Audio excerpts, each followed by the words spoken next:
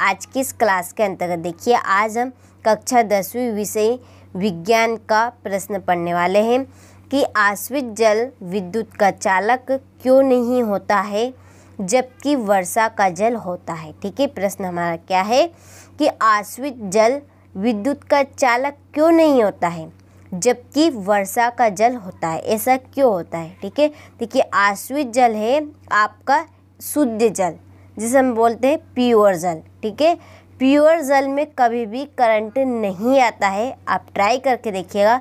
लेकिन जो वर्षा का जल है इसमें करंट आ जाता है, ऐसा क्यों होता है? क्योंकि वर्षा के जल में अशुद्धियाँ होती है, इस वजह से वर्षा के जल में करंट आता है। ठीक है, तो क्यों आश्रित जल विद्युत का चालक नहीं होता है लेकिन जबकि वर्षा का जल होता है। चलिए तो इस प्रश्न का आंसर जानते हैं और उसको समझते हैं। आश्रित जल, समझिए आप। आश्रित जल,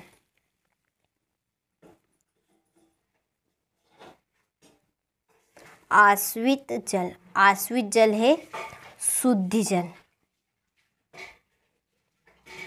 ठीक है, शुद्ध जल को हम आश्रित जल कहते हैं।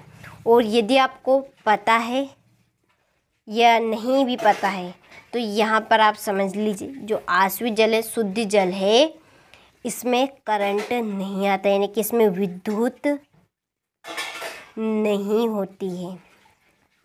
देखिए, विद्युत होने के लिए, यानी विद्युत होना यानी कह सकते हैं हम सुचालक,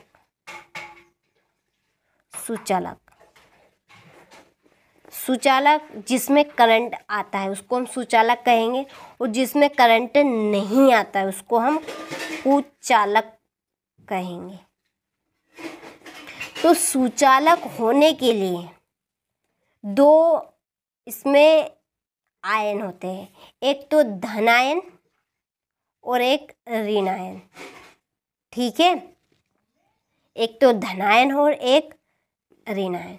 तो इसमें अम्ल और क्षार रहेंगे, तो अम्ल में H धनायन होगा और क्षारक में OH ऋणायन। ठीक है, तो सुचालक होने के लिए H धनायन और OH ऋणायन की आवश्यकता होगी।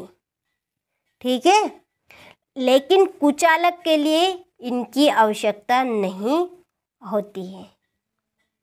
तो अब यहाँ पे देखिए आप कि आश्रित जल यानी कि शुद्ध जल, इसमें करंट नहीं होता है, तो इसको OH धनायन और OH ऋणायन की आवश्यकता होगी क्या? नहीं होगी। ठीक है, क्योंकि इसमें करंट नहीं आ रहा है, तो ये क्या है? कुचालक है। ठीक है, लेकिन वर्षा का जल, कौन सा जल? वर्षा का जल, वर्षा का जल, इसमें अशुद्धियाँ होती। क्या होती है इसमें? अशुद्धियाँ, इसमें गंदगी पाई जाती है। आप पता ही होगा वर्षा का जल कैसा होता है। तो इसमें क्या होता है? करंट यानी कि विद्युत होती है, विद्युत होती है। ठीक है, विद्युत होती है, तो इसको इसमें H धनायन और OH ऋणायन होगा। ठीक है, ये H धनायन, ठीक है, इसमें H धनायन और OH ऋणायन होगा। तो इस वजह से वर्षा का जल, ठीक है, वर्षा का जल विद्युत का चालक होता है। ठीक है, आपको प्रश्न समझ में आ गया होगा कि सुचालक होने के लिए H धनायन और OH ऋणायन की आवश्यकता होती है, लेकिन आश्रित जल, ठीक है, आश्रित जल में H धनायन और OH ऋणायन की आवश्यकता नहीं होगी। क्यों? क्योंकि ये इसमें विद्युत नहीं है, करंट नहीं आता है। ठीक है, तो इसमें H धनायन और OH ऋणायन नहीं होंगे। जबकि वर्षा का जल में अशुद्धियाँ होगी तो इसमें H धनायन और OH ऋणायन होगा। तो ये क्या है? सुचालक है। तो सुचालक है, सुचालक किसे बोलते हैं? जिसमें करंट आता है। ठीक है, तो ये वर्षा का जल विद्युत का चालन करेगा। ठीक है, तो आपको ये बेसिक जानकारी अच्छी लगी होगी तो लाइक करें और कमेंट करके ज़रूर बताइएगा। ठीक है, आपके कमेंट का इंतज़ार रहेगा। तो चलिए अब हम प्रश्न की ओर आगे बढ़ते हैं। ठीक है, यहाँ पे देखिए मैंने आपको जो बताया है वही आपको इस प्रश्न में लिखना है, लेकिन तरीके से लिखना है। ठीक है, कैसे लिखना है, बिल्कुल शब्द को पकड़ कर लिखना है। विद्युत का सुचालक होने के लिए, ठीक है, विद्युत का सुचालक, विद्युत का करंट आने के लिए विलयन में H धन आयन या OH ऋण आयन की आवश्यकता होती है। ठीक है, जब तक ये दोनों नहीं होंगे करंट नहीं आएगा। ठीक है, आवश्यकता होती है, चूँकि आश्रित जल शुद्ध जल होता है। जो आश्रित जल है वो कैसा जल है, शुद्ध जल है। उसमें H धनायन या OH ऋण आयन नहीं होते। शुद्ध जल है तो उसमें करंट नहीं आ रहा है, तो उसमें H धन आयन और OH ऋण आयन नहीं होंगे। तो इस कारण वहाँ विद्युत का कुचालक होते हैं। पता ही होगा आपको कुचालक किसे कहते हैं, जिसमें करंट नहीं होगा। तो ये क्या है, विद्युत का कुचालक है।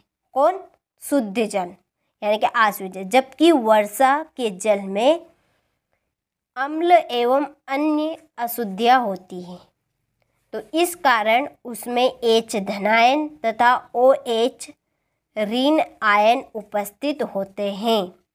ठीक है, वर्षा के जल में अम्ल एवं अन्य अशुद्धियाँ होती है, तो इस कारण उसमें H धनायन तथा OH ऋण आयन उपस्थित होते हैं।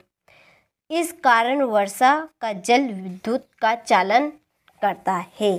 ठीक है, क्यों करता है विद्युत का चालन वर्षा का जल, क्योंकि इसमें अशुद्धियाँ पाई जाएगी और इसमें H धनायन और OH ऋण आयन उपस्थित होगा, तो इस वजह से यहाँ विद्युत का चालन करेगा। चलिए, तो इस प्रश्न को हम एक बार और दोबारा पढ़ लेते हैं। बहुत ही सिंपल प्रश्न है और आपको आसान भी लगा होगा। देखिए, बिल्कुल कॉन्सेप्ट के साथ पढ़िए आप, आपको प्रश्न समझ में आ जाएगा। देखिए, तो विद्युत का सुचालक होने के लिए, ठीक है, लाइन को आप पकड़िए। विद्युत का सुचालक होने के लिए विलयन में क्या होना, H धनायन या OH ऋण आयन की आवश्यकता होती है। चूँकि आश्रित जल शुद्ध जल होता है, जो आश्रित जल है वहाँ शुद्ध जल होता है, उसमें H धनायन या OH आयन नहीं होते हैं। इस कारण वहाँ विद्युत का कुचालक होते हैं।